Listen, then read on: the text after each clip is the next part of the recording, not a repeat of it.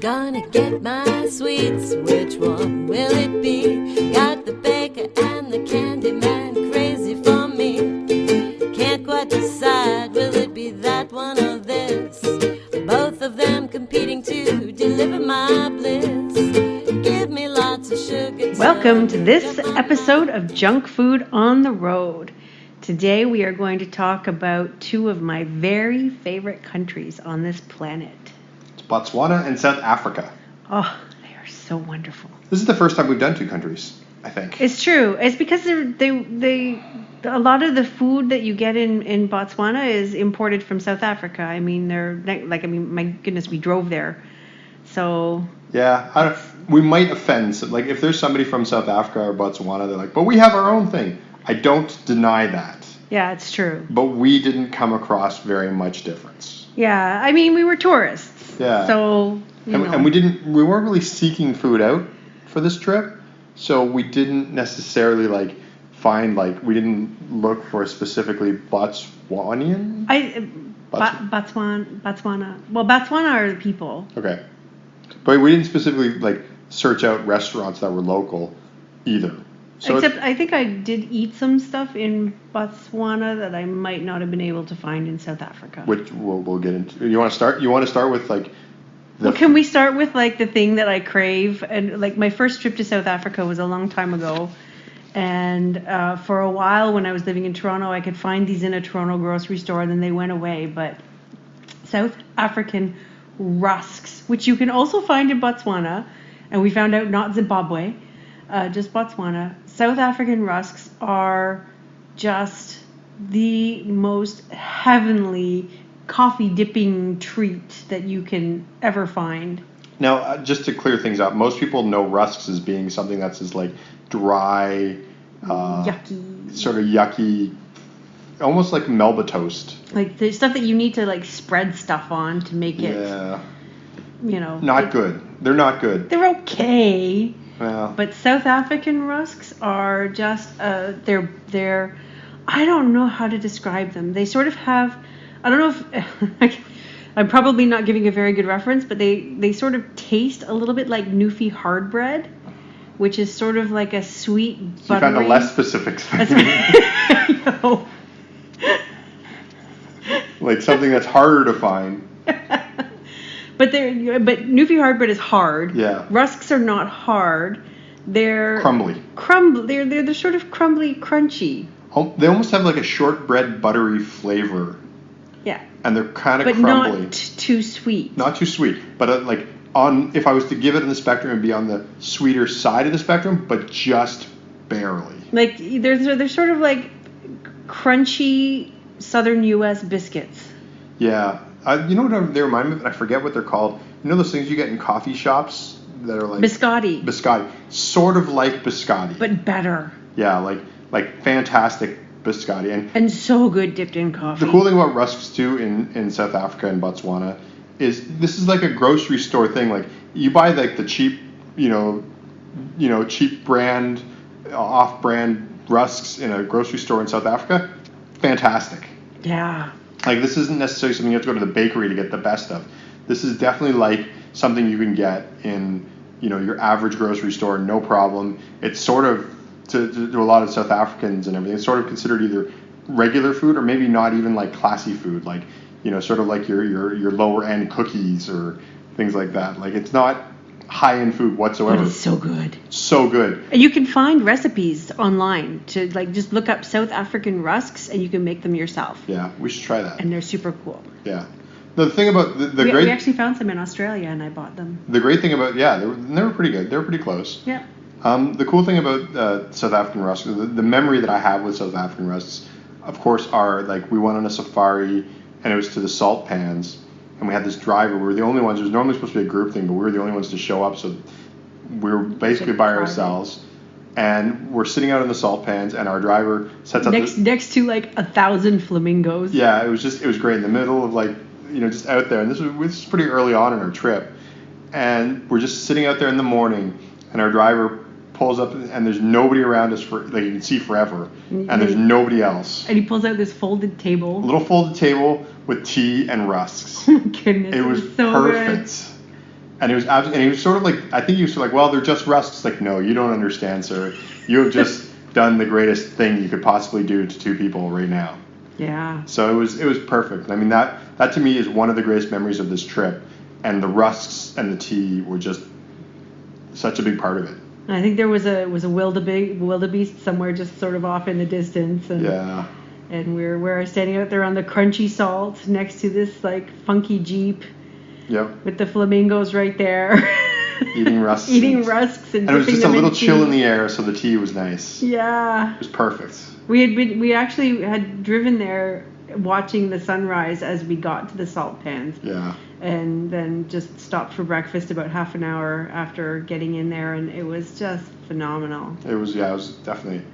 So yeah, I mean, rusks obviously they were a new thing to me when we went there, and now I love them. And part of it is also that memory, but also they are just objectively great. Yes. So it's like it's find a recipe, try them out. Or if you happen to find a store, but they have to be South African. Yeah, South African rusks, or Botswana. Maybe they make them in Botswana too. But maybe they do. But the brands that we found in the stores in Botswana were South African ones. So definitely a fantastic thing, and pretty much when we were there, we lived off those things. Yeah. They were so good. So good. I think we always bought every time we went to a grocery store or anything. It was like, let's buy a box of rusks. Because we were driving. I think we loaded up our suitcases a little bit on the way home too. Yeah, we had a few for the way home for sure. But fantastic. They were great.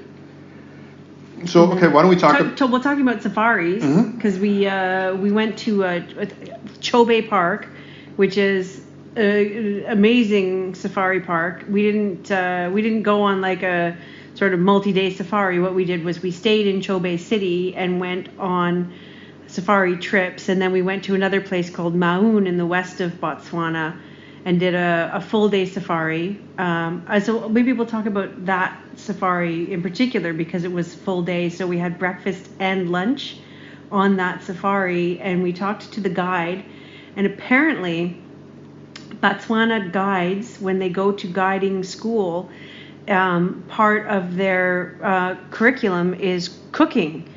And so they make the most fantastic road meals. Yeah.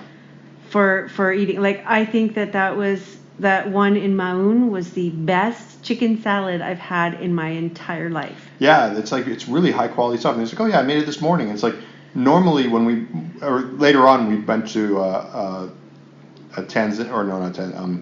Kenya and Tanzania, and what we found often was it was a packed lunch would be something that like your hotel would pack, or like sort of. It was like a banana and a biscuit. But yeah, in Botswana, fabulous. Like gourmet picnic Homemade lunches and breakfast. Yeah, just amazing. Yeah.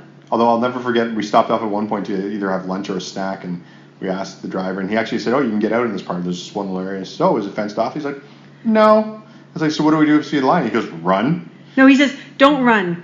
The lion will catch you, and I'll be running." Yeah, it was like, "Don't run, but don't run faster than me. You can run, but just don't run faster than me." So I was like, "Oh, okay." So yeah. Well, apparently, if you run, then the chase is on. So it's better to try and stay still. Actually, I guess so. I think you're basically screwed. I probably would have gone for the truck. Yeah. But there was a jackal actually that ran by us while we were eating lunch that day, maybe within like 70 or 80 meters of us. Yeah. And they're just like, we were just in there in the park and stuff. Well, I mean, later on in Kenya, it got even better. Yeah. And Tanzania. But Botswana, I mean, it was a beautiful country, an amazing place. And snack-wise, we definitely stopped in places and got, because we were driving again. So we picked up like road trip snacks, chips and stuff like that. And definitely, I mean, South Africa has some great chocolate bars. Cadbury's big there. There's a mint chocolate bar that has crispy bits in it. That was really good. I tried there. Like crispy mint bits. It was amazing. Yeah, Allison hates mint. But yeah, really good high quality snacks there. I mean, fairly close to the Western palate. Like you'll find potato chips that are good, chocolate bars that are good, weird little chewy snacks that are good. So really a lot to choose from. So. And lots of high quality foods and meats and vegetables and stuff. Like we stayed in apartment hotels in Johannesburg and in the Karoo Park. Yep. Also, while we were staying in a cabin where we cooked for ourselves. And in Cape Town, we had an apartment hotel. So we did a lot of cooking for ourselves. Had some pretty fabulous pizza in Cape Town. Yeah. And lots of good snacks. In Botswana was the first time I ate African game meat, which was kind of fun. I don't know if you've ever heard, like, impalas are sort of like the McDonald's of the savannah. And so like they're these tiny little not tiny, they're small antelopes about the size of deer, maybe a little smaller, and their markings have a little M on their bums, so that's for the McDonald's, and they're basically the easy game. They're so plentiful that all the predators just go after the impalas. So I think our first night in Chobe, we went to a restaurant in the city of Chobe, and they had impala on the menu. And I saw that, and Chris says, "Oh, are you going to eat it?" And I said, "Everyone else does. Why not me?" The cool thing about finding that restaurant too, I remember it was near a mall, like sort of a plaza area, and I remember seeing the KFC, and we said, "Oh, well, there's a KFC." Like, we drove by it on our way to the park or something like that. So we thought, "Oh, well, we'll go to this mall. We know there's KFC." And then we saw a sign that said something like, something pub or something like that. And then that's what led us there. And then we saw the impala, and we ended up eating it like 2 or 3 times. Yeah. So it was a great little place. We made some friends on the safari the next day, and the 4 of us went for dinner there. And I think I ate some other game. I think, was it eland that I ate or there? kudu. It might have, no, kudu was in Zimbabwe. Okay. I had kudu stew because they were out of giraffe. Yeah. Because we went across the border to Zimbabwe for one day to go to Victoria Falls. We went to a game restaurant there. And I had kudu stew. And I ate eland while we were there. That might have been in South Africa that I ate the eland. Yeah, maybe. But you tried pretty much a good selection of all the games. I ate all the game meat I could. Yeah. I mean, zebra is not edible from what I understand. No, I would not eat zebra. Giraffe was kind of sketchy, but... Yeah, I was kind of curious about that because it doesn't sound like something you'd want to eat. But they ran out. But they ran out, so I guess it was good. Yeah, or just, yeah. I think there was something else that I ate too. I remember I ate impala, eland, kudu. I mean, I've eaten muskox in Canada and elk and all sorts of stuff like that. Venison, of course, moose. But this trip definitely added a lot of ticks to the belt of wild game. Of the wild game. I love wild game. Yeah, I find it to be a little gamey. Ha! You're funny. Yeah, I'm not a big fan of it. But there's lots of other good food. So, that's the cool thing about a lot of these restaurants. You're rarely sort of limited to just the wild games. Like, it's generally a feature on a menu, not necessarily the focus. And that restaurant that we went to, they just had a different wild game every day. So, it was kind of nice for us. Did they? I thought they had a few things on the menu. I thought it was a daily thing, like it changed daily. Oh, maybe. I don't know. So... It's been a while since we were there. Yeah, but that was one of us isn't remembering it correctly. That was a lot of that was good. I mean, it was good opportunity, and if you want to see elephants, go to Botswana. Oh yeah, Chobe Park is the best place for elephants. The thing about Chobe Park, and now we're getting off food, except like there's game, is that the river never goes dry. It actually runs all year. So there's just always animals around, and the guidebooks will warn you that it's a very crowded park. For people. For people, like there's lots and lots of safari vehicles. But what we found out is that actually a benefit because there's so many safari vehicles going all the time that first of all, they share information with each other. Second of all, the animals don't even notice them. Like when we went to Maun, which is a little bit more remote, the animals would run away as soon as the trucks came into view because it's like, wow, that's a weird creature. But it's such a part of the background scenery in Chobe that the animals don't pay you any mind at all.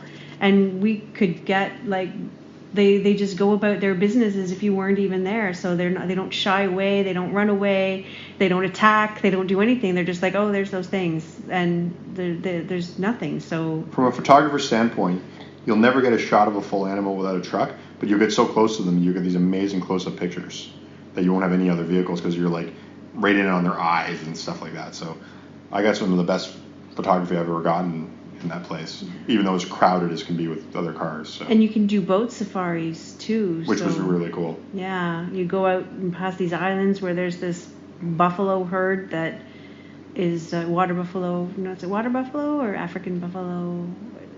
Anyway, yeah. Anyway, there's a buffalo herd that's just permanent on that island, and you'll be in the boat and you'll all of a sudden see an elephant trunk go by. Yeah. They're crossing the river. Hippos too. A lot of hippos. A lot of hippos. So, yeah. But back to food. I will say, as far as we went to Johannesburg and we went to Kimberley, and we also went to Cape Town. Yeah, and the Karoo. I found that. And we went to, we had that in the garden route in Bay. Yes. We had that Cuban sandwich. Yes. Holy moly, that was so good. Yeah, there's this bay. I can't remember. It's close to Mussel Bay. Mussel Bay. And they had some really good food. It's a very sort of touristy little town. You kind of wander around it, and they had a lot of good looking restaurants. Like we were sort of. We weren't there long enough to taste them all. No, but like we were spoiled for choice. Yeah. It wasn't a question of having a hard time. The only Johannesburg, I didn't really like the food as much. Yeah, but we just got groceries and cooked. But even so, like the groceries weren't that great. Are you talking about my cooking here? No. I'm talking about like the availability of things in Johannesburg. It seems like the suburbs are where you do a lot of your living, and we were sort of in the downtown business area, and so I just found that that's true. It was hard to find. Hard to find stuff. There was a convenience store that was easy enough to find, but I think we actually went farther afield. We rented the car right away, so we had to go farther afield to find grocery stores. So I mean, but whereas I found that Cape Town, which is also a big city in South Africa, there's plenty of you just walk around and find lots of restaurants and things like that. Like it just seemed easier to shop in both for restaurants and for groceries. Like Cape Town seems a little bit. If I had to live somewhere in the downtown area, I'd want to live in Cape Town. Cape Town's beautiful. Johannesburg was kind of downtown. Yeah, it's got a reputation too. Yeah. It's not safe. Yeah, I mean there's safe areas where our hotel was. Like there's a couple of safe areas, but for the most part it just seemed kind of not as much. Then we went to the suburbs and we went to. We went to Soweto. We went to Soweto, and there we did a bicycle tour, which was really fun. Yeah. Like that's really awesome, and we also. And it included a lunch that was sort of like this bush stew. It was really good. It was good, and we also tried this. Like, we went into the slums and they had some food there. Yeah. Which was, we had some sort of weird banana liquor. And some meat of some sort. And they had some non-alcoholic stuff. Yeah, it was just some kind of milk thing or something like that. It was all okay. I mean, it was a cool experience. It was some sort of weird fried thing that I don't think I even tried, but you did. Yeah. The cool thing, I mean, if you want to talk snack and even candy related, one of the cool things that they did on this tour is they sort of changed the way it worked. Because it used to be that when you went to Soweto, you'd go into the slums and all the kids, the shanty towns, and all the kids would ask you for candy. Yeah. And money. And I remember that from the first time I went. And you didn't get out of your car because it was just too dangerous. But this tour operator, and along with a lot of people in the area, sort of opened it up a little bit. It became a lot safer, so you could actually wander around. And they taught the kids not to ask for money, and instead they make sure the families are properly provided for, so the kids don't need money and candy. But then they play games with you, and they high fives. They ask for high fives instead. High fives, and they play remember the game where they karate chop? Yeah, they get you to put your fingers against each other, and then they karate chop your hand apart. Yeah, it's kind of cool that they sort of eliminated the sort of begging for candy thing, and then it became sort of just a fun game, and they really love it. It was so much fun. It was great. It was a really cool experience, and that's sort of snack related. Yeah, it's like, kids aren't asking for candy, they're asking for attention instead. Yeah. Like positive. Yeah. Like positive attention seeking. Yeah. Which is really cool. Yeah. So I'm trying, again, like I was saying before, the snacks in Africa. African snacks are really good. You can find some really high quality stuff. There's locally made stuff, but then there's a lot of stuff made by big companies, but it's from local, so it's kind of cool too. So, and as Allison will say, the meat in Africa is very, very interesting selection. Yes, and the rusks are amazing. Rusks are amazing. That is the one thing. If you take anything out of this podcast, Chris is basically, he's the converted because he did not believe me when we went. I don't know if I didn't believe it, I just didn't know about them. Yeah, well, I told you, you're a liar. I told you about them and you had doubt in your eyes. Doubt in my eyes. And then you ate them and you're like, wow, these are really good. Well, they're nothing like rusks, so. Yeah. It's a new definition of it. So if you're in Africa and somebody offers you a rusk, take it. Yeah. And take it early on in your trip because you'll probably want to get more. Yeah. It's not something you want to try on the last day because you'll be in love with them. Yeah. You want to eat as much of them as you can while you can get them. Yeah. Well, I think that covers South Africa and Botswana. I think so. It's great. And slightly Zimbabwe. Slightly Zimbabwe. It's a great place to visit. Yes. So, thanks for seriously, my like South Africa and Botswana. I don't want to say they are my two favorite countries because then other people might get upset, but they are absolutely amongst my, top 4 favorite countries on the planet. Yeah. They are amazing. I agree. They're a really neat place. Yeah. Thanks for listening to another episode of Junk Food on the Road. As always, you can follow us on Twitter @CandyCritic or go to candycritic.org and find links to all of our social media, including Facebook, Instagram, Tumblr, or whatever happens to be the social media of choice nowadays. You can also go to patreon.com/candycritic, and there you can help support the site, and you get a whole bunch of bonus content, and we're working on a whole bunch of new stuff all the time to try and add to that, so make sure to check that out as well. Thanks for listening, and we'll see you next time. Bye.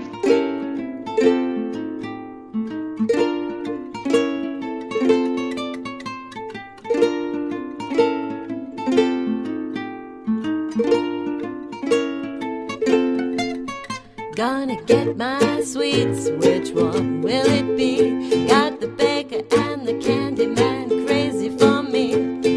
Can't quite decide, will it be that one or this?